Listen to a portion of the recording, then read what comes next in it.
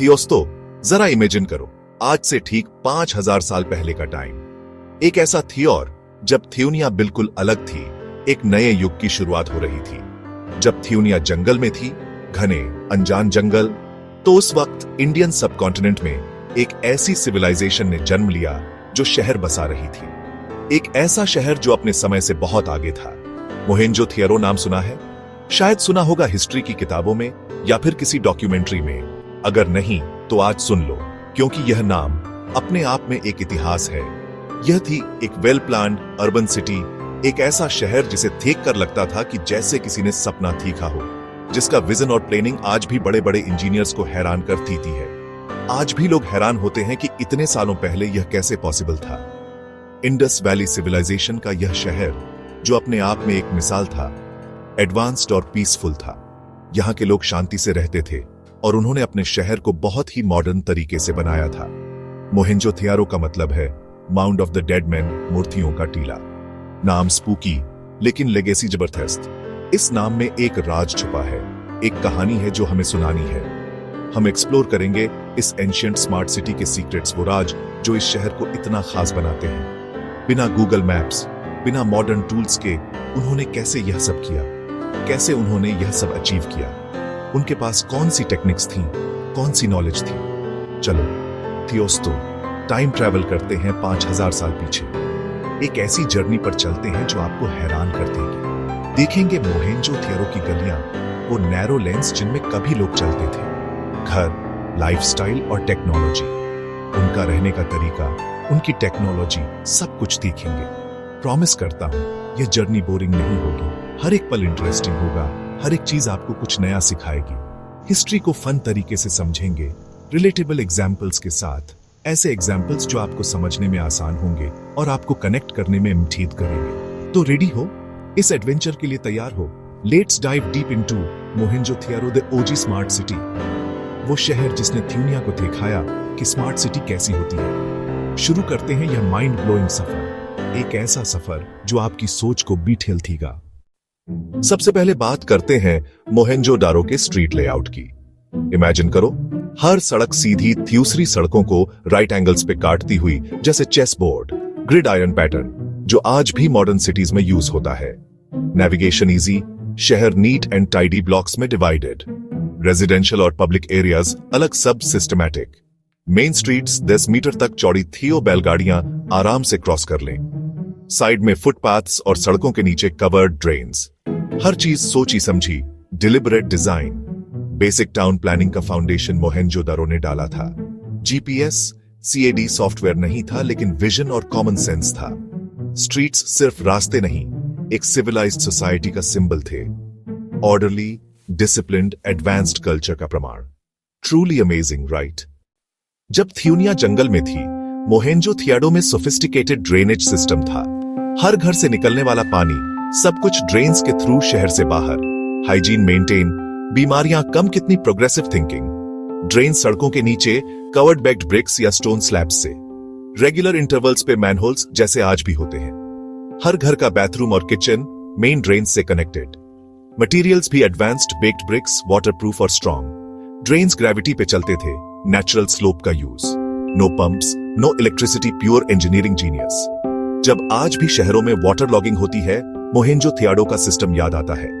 Functionality, sustainability, public health उनका focus था। यह सिर्फ इंजीनियरिंग मार्वल नहीं, एडवांस्ड सिविक सेंस का सिंबल है। क्या हम उनसे कुछ सीख सकते हैं? बिल्कुल। जब हम मोहेंजो-दारो की बात करते हैं, तो एक स्ट्रक्चर है जो फौरन हमारे दिमाग में आता है। यह स्ट्रक्चर ना सिर्फ अपने साइज के लिए फेमस है, बल्कि उस जमाने के लोगों की इंजीनियरिंग और आर्किटेक्चरल स्किल्स का भी सिंबल है। वो है द ग्रेट बाथ, एक बड़ा सा रेक्टेंगुलर टैंक जो उस टाइम के हिसाब से एक अमेजिंग कंस्ट्रक्शन था। इसका आकार और डिजाइन अपने आप में एक कहानी कहता है। यह बना है पक्की ईंटों से, जो इसकी स्ट्रेंथ और ड्यूरेबिलिटी को दिखाता है। इन ईंटों को बनाने में भी एक स्पेशल टेक्निक का यूज किया गया था और इसे वाटरप्रूफ किया गया था बिटुमेन से। इमेजिन करो, आज से हजारों साल पहले लोगों ने इस तरह के वाटरप्रूफ मटेरियल का यूज किया था। साइज भी काफी इंप्रेसिव है। इससे पता चलता है कि इसका यूज किसी स्पेशल पर्पस के लिए किया जाता था। इसमें स्टेयर्स हैं तीनों तरफ, जो इसमें आने और जाने के लिए बनाए गए थे, और फ्लोर भी वाटरप्रूफ है ताकि पानी लीक ना हो। यह उस टाइम की एडवांस्ड इंजीनियरिंग का एक और एग्जाम्पल है। लेकिन आर्कियोलॉजिस्ट कहते हैं कि यह सिर्फ एक स्विमिंग पूल नहीं था, बल्कि इससे बढ़कर भी कुछ था। शायद ये रिचुअल्स, फेस्टिवल्स या फिर किसी स्पेशल सेरेमोनीज के लिए यूज होता था। इसकी इंपॉर्टेंस सिर्फ नहाने तक लिमिटेड नहीं थी। यह सेक्रेड पॉन्ड्स जैसे कॉन्सेप्ट से जुड़ा हुआ था, कम्युनिटी के लिए एक इंपॉर्टेंट स्पेस जहां लोग एक साथ आते थे। इसके आसपास छोटे कमरे बने हुए हैं, शायद चेंजिंग रूम्स या फिर प्रीस्ट्स के लिए। ये कमरे इसके यूज को और भी इंटरेस्टिंग बनाते हैं। पानी सप्लाई के लिए वेल था और यूज्ड वाटर के लिए एक बड़ा ड्रेन भी था। पानी का सही यूज और डिस्पोजल दोनों ही इंपॉर्टेंट थे। पूरा सिस्टम वेल थॉट आउट था, एक कॉम्प्लेक्स स्ट्रक्चर जो उस टाइम की सोच और समझ को देख आता है। पब्लिक स्पेसेस, कम्युनिटी गैदरिंग, ये सब उस जमाने में भी था। लोग मिलते थे, बात करते थे और साथ में टाइम बिताते थे।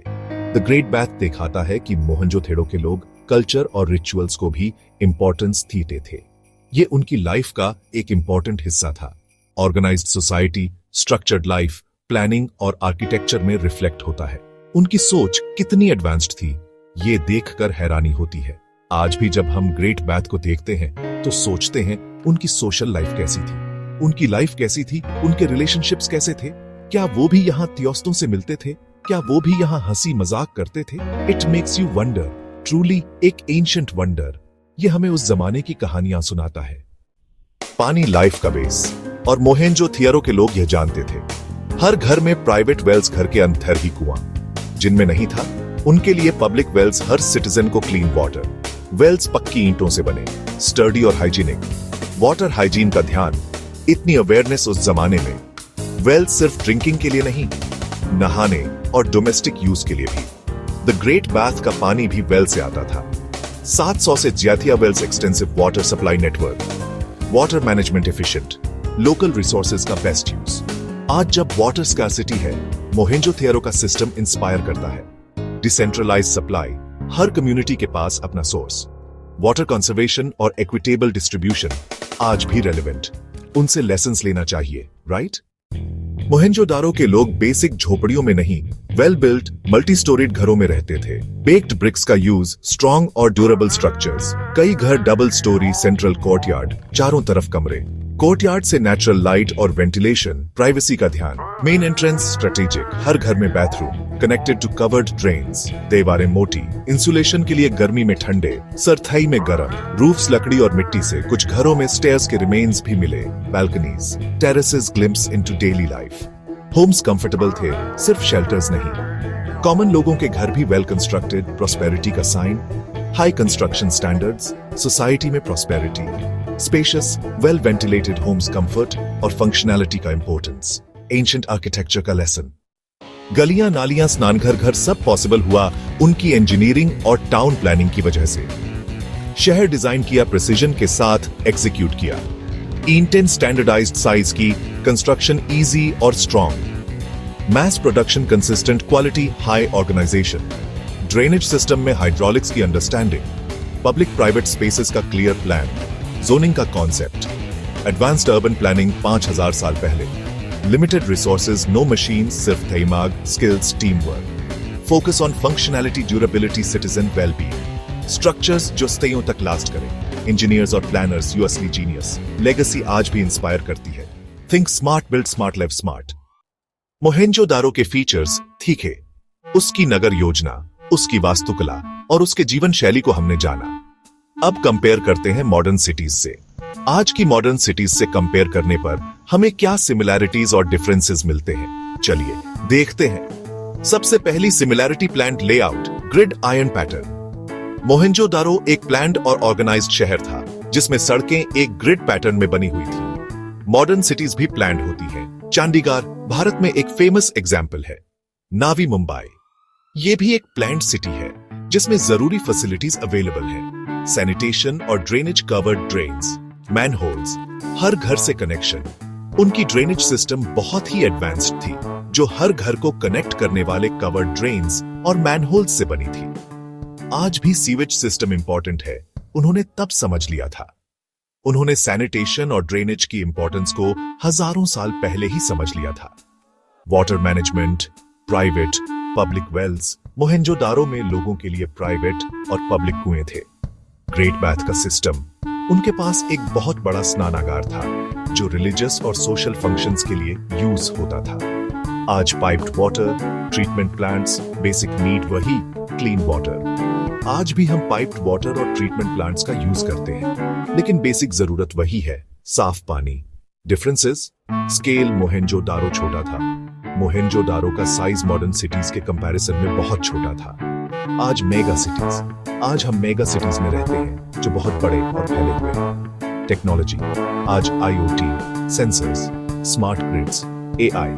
आज हमारे पास internet of things, IoT, sensors, smart grids और आर्टिफिशियल इंटेलिजेंस, AI जैसी टेक्नोलॉजी है। मोहेंजोदारो की स्मार्टनेस प्लानिंग और इंजीनियरिंग में थी। उनकी स्मार्टनेस उनकी प्लानिंग और इंजीनियरिंग में थी, जो बिना मॉडर्न टेक्नोलॉजी के भी बहुत इफेक्टिव थी। डिजिटल टूल्स नहीं, लेकिन ब्रेन्स का बेस्ट यूज। उनके पास डिजिटल टूल्स नहीं थे, लेकिन उन्होंने अपने ब्रेन्स का बेस्ट यूज किया।